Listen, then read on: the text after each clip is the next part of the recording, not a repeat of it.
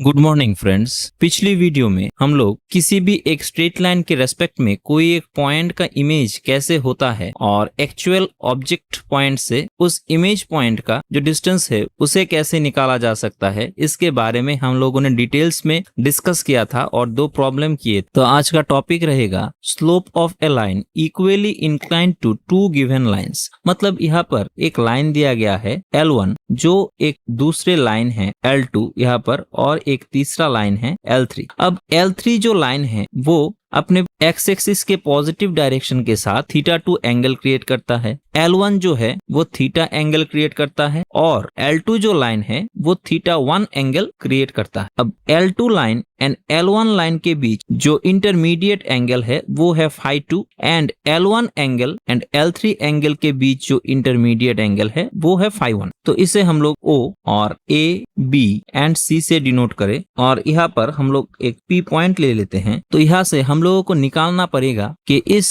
φ1 and इस φ2 के बीच क्या रिलेशन है। इस रिलेशन को हम लोगों को एस्टेब्लिश करना पड़ेगा। तो दिया गया है given angle AOP equals to θ2। मतलब यहाँ पर जो AOP है वो L3 लाइन अपने पॉजिटिव एक्स एक्सिस के डायरेक्शन के साथ जो एंगल क्रिएट करता है उसे बोला गया है। तो स्लोप ऑफ लाइन AO जो आएगा उसे हम लोग M2 से डिनोट कर देते हैं, मतलब tan of θ2। Similarly angle BOP जो आएगा वो हो जाएगा θ। तो स्लोप ऑफ लाइन BO को हम लोग M इक्वल टू tan θ से डिनोट कर देते हैं एंड COP इक्वल्स टू आएगा θ1। तो स्लोप ऑफ CO को हम लोग M1 इक्वल्स टू tan θ1 से डिनोट कर देते हैं। मतलब CO जो लाइन है वो अपने एक्स एक्सिस के पॉजिटिव डायरेक्शन के साथ θ1 एंगल क्रिएट करता है। अब लाइन CO और BO के बीच जो इंटरमीडिएट एंगल है वो है φ2। तो इस φ2 का वैल्यू हो जाएगा θ minus θ1 and line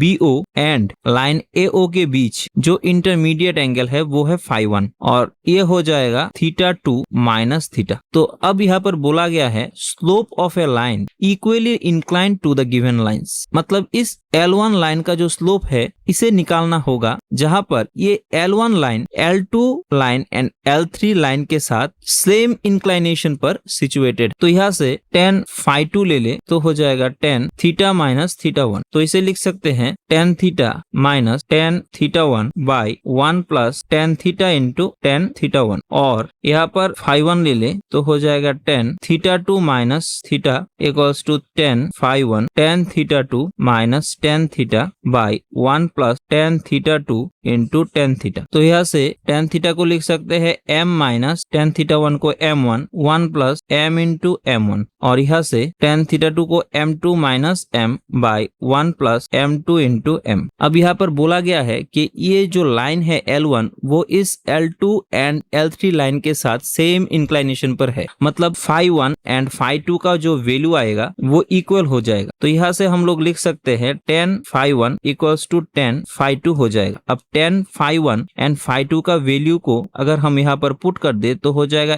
m minus m1 by 1 plus m into m1 equals to m2 minus m by 1 plus m2 into m and यही हो जाएगा required equation of the line to get slope of this required line. मतलब यहाँ पर हम अगर m1 and m2 की value को हम लोग अगर जाने तो यहाँ से हम लोग इजीली जो लाइन का स्लोप है वो m उसको निकाल सकते हैं एंड वहां से हम लोग इस tan θ इक्वल टू m को इक्वेट करके θ की वैल्यू को निकाल सकते हैं। आशा करता हूँ समझ गए होंगे। तो आज के इस छोटे से सेशन में हम लोगों ने इस कोई भी एक लाइन का इक्वेशन अगर दिया गया है और ये लाइन अगर कोई दूसरे लाइन के साथ इक्वली इंक्लाइंड है तो वहां से हम इस लाइन की स्लोप को निकाल सकते हैं और नेक्स्ट सेशन में हम इसके ऊपर कुछ प्रॉब्लम्स करेंगे। तो तब तक के लिए thank you and good bye.